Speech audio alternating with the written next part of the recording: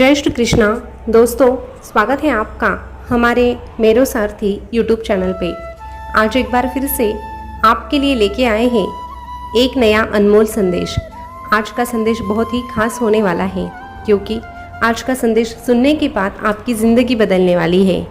जिसके ज़िंदगी में कृष्णा आ जाते हैं, जिसे कृष्णा का महत्व समझ में आ जाता है, उसकी ज़िंदगी तो बदल कर ही रहती है।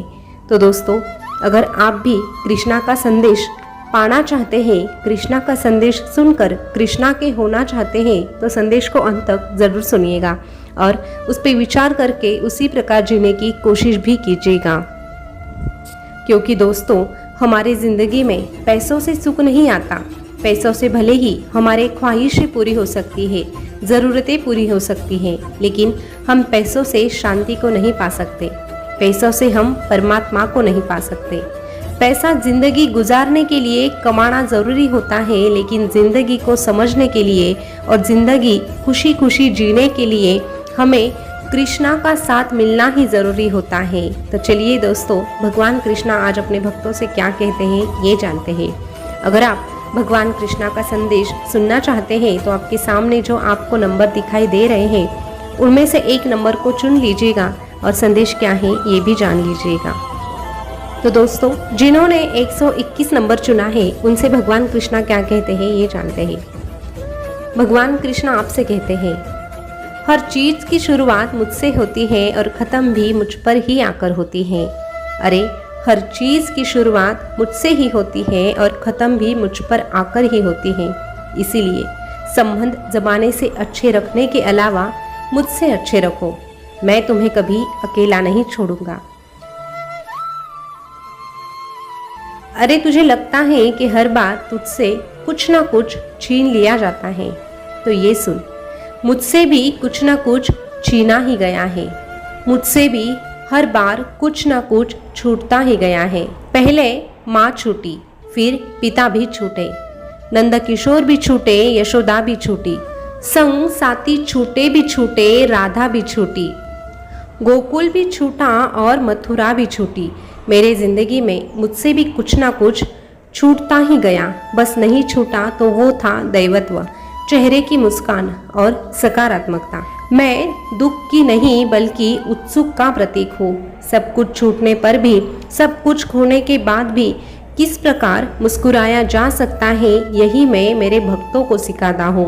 और हर परिस्थिति में खुश कैसे रहा जाता है, ये जो भक्त मुझसे सीख लेता है, वैसा ही भक्त हमेशा खुशी को पाता है। अरे, एक बात हमेशा याद रखना, कोई कितना भी महत्वपूर्ण हो, सबसे अधिक प्रिय हो, फिर भी समय आने पर एक क्षण में उसे त्यागने की क्षमता रख।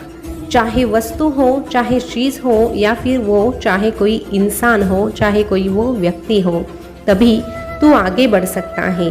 जिंदगी कभी भी किसी के लिए नहीं रुकती। ये बात अगर तू समझ लेता है, तभी तू तेरे जिंदगी में खुशियों को पा सकता है।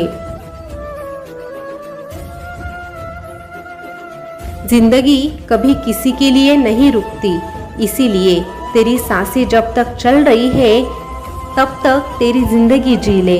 सांसें रुकने से पहले सही निर्णय ले, और अगर साथ में तू मेरा नाम लेकर चलेगा तो तेरा निर्णय भी अवश्य सही कहलाएगा। क्योंकि जो मेरा नाम लेता है, जो मेरी प्रार्थना करता है, उसका निर्णय कभी गलत होता नहीं है। अरे, जो मुझे साथ लेकर चलता है, ऐसे व्यक्ति को उसकी मंजिल हमेशा मिलती रहती है। ख्वाहिशें के बोझ में तू क्या करता है?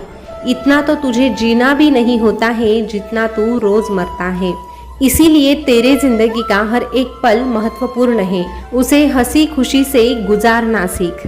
अगर तेरी प्रार्थना मुझ तक पहुंच जाएगी तो अवश्य मैं तेरी सहायता करने के लिए भी आऊँगा। लेकिन फिर भी अगर तेरा प्रार्थना करने का मन नहीं है तो ज़बरदस्ती मेरा नाम जपने का प्रयास कर। मेरे सामने घंटों तक बैठने की ज़रूरत नहीं, बस एक बार दिल से मेरा नाम लेने का प्रयास कर।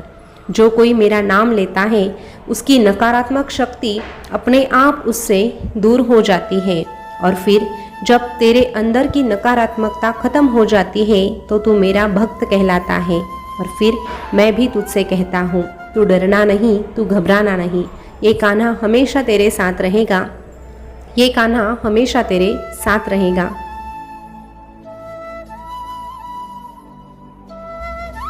दोस्तों, अभी जिन्होंने 151 नंबर चुना है उनसे भगवान कृष्णा क्या कहते हैं जानते हैं। भगवान कृष्णा आपसे कहते हैं, निंदा करना पाप है, निंदा सुनना और भी बड़ा पाप है।